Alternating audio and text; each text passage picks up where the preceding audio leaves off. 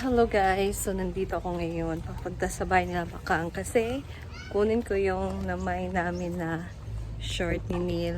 Meron ba tao dito? Ayo!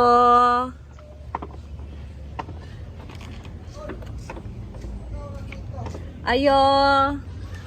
Parang walang tao guys.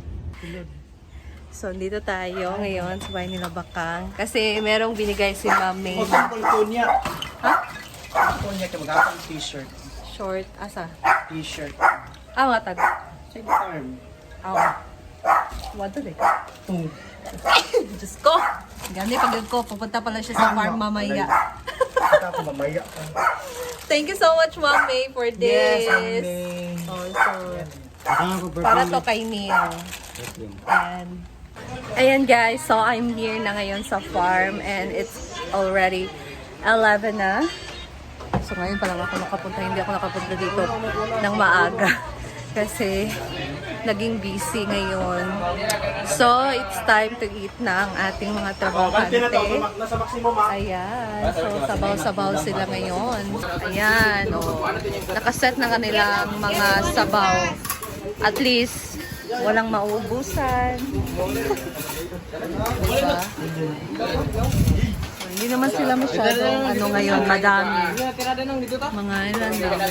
Mga 2, 4, 6, 8, 10, 12, 14, 16, 18, 20. Almost 20. Pagkainit, pariyan na. Baba. Dapat bilhin na niya, sure ko. Pakuha lang namin matro.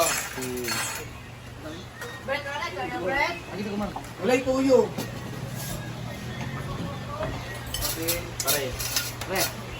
May bagos na request Tagis ang guys. serve. Hala, nawan na ako. Ako yung kapatid ako na.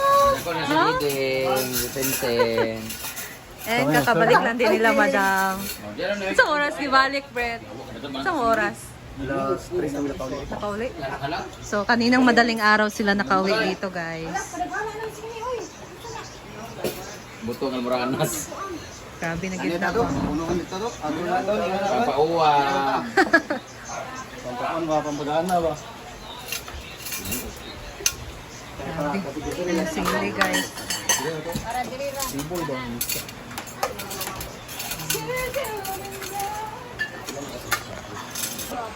And ngayon naman kahapon, guys, hindi ako nakapag-update sa inyo dito sa swimming pool. So, ngayon pa lang ako mag-update sa inyo for day 8, I think. Ayan, temeng to. Ayan. So, punta tayo sa pool, guys. And ayun naman, nakita nyo na ang update ni Madam nito. Kahapon, hindi na ako na ganun dito nag-vlog kasi naging busy din kami kahapon doon sa kwarto ni Madam. Nagtupik ng mga damit. So, we're here and this is now our day 8 I think. Day 8 siguro ng ating swimming pool construction, guys. So, ayan. Oh, diba? Naka-flooring na pala dito ang ating pathway. And, meron pinakita si Madam kahapon sa amin na parang mga stone. I think dito yun ilalagay or dyan. Ano siya, guys? Parang ano lang siya. Dagdagan siguro to ng semento tapos ilalagay yung mga stone. Hindi ko alam pero mag-order pa siya. Mag-order pa kasi siya. So far, grabe. Konting-konti na lang ang ating swimming pool at matatapos na. We are so very excited. So dyan lalabas, kita nyo yan. Oh, yung mga butas dyan. Syempre dyan lalabas ang ating tubig. Pag na-overflow na siya. So, yung tubig, flowing siya.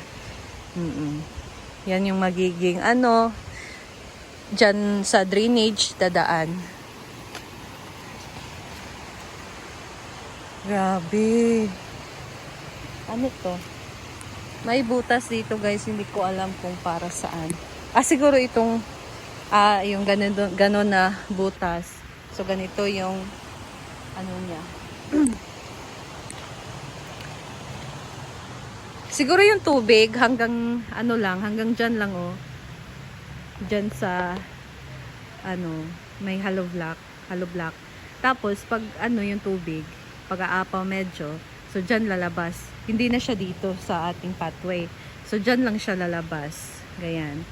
And look what we have here. Our kids area. Naka-flooring na, guys. My goodness.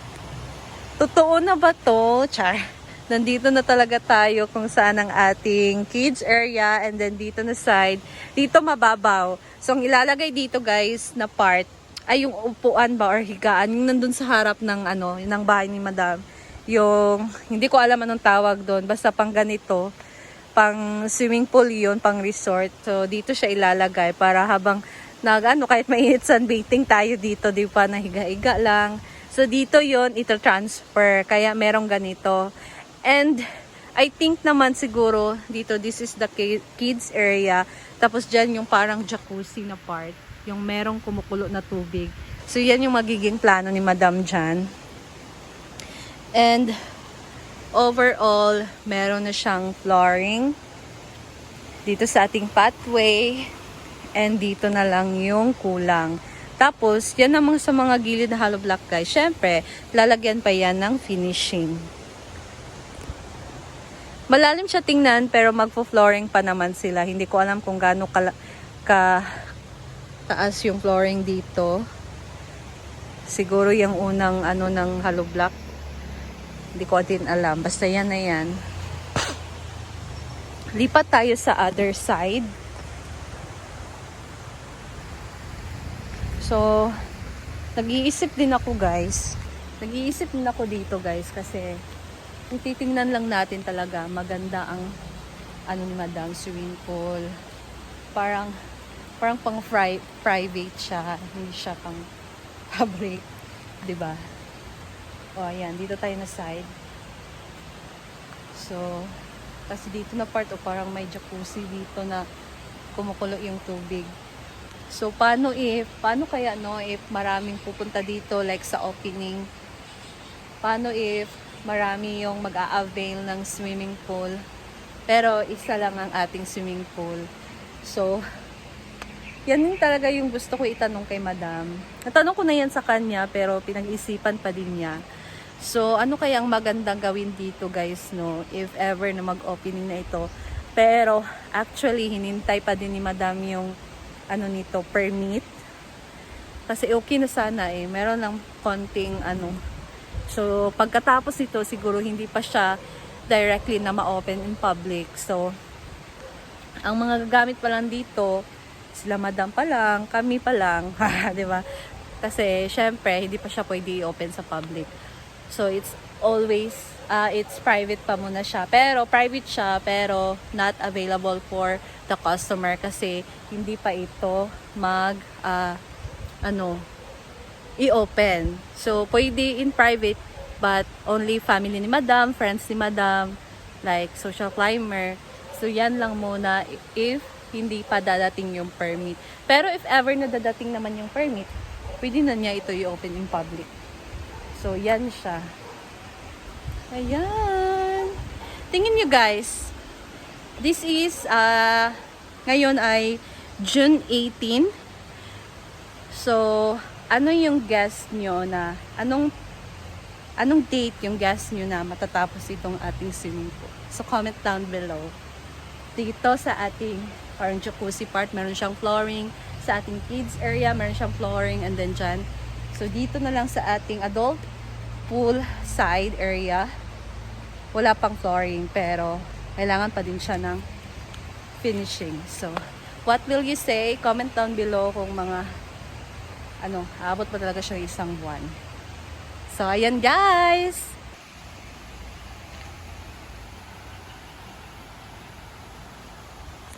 And then, guys, if meron naman kayo mga suggestion, you can comment down below if ever na i-open ito in public ang ating swimming pool. At least, di ba, makapagbigay din tayo ng kay Madam, advice or suggestion para sa ating swimming pool opening. So, comment down below. And yan ang nating update ngayon dito sa ating swimming pool construction, guys. So, stay tuned lang. Dahil marami pa mga mangyayari yung araw. Stay tuned!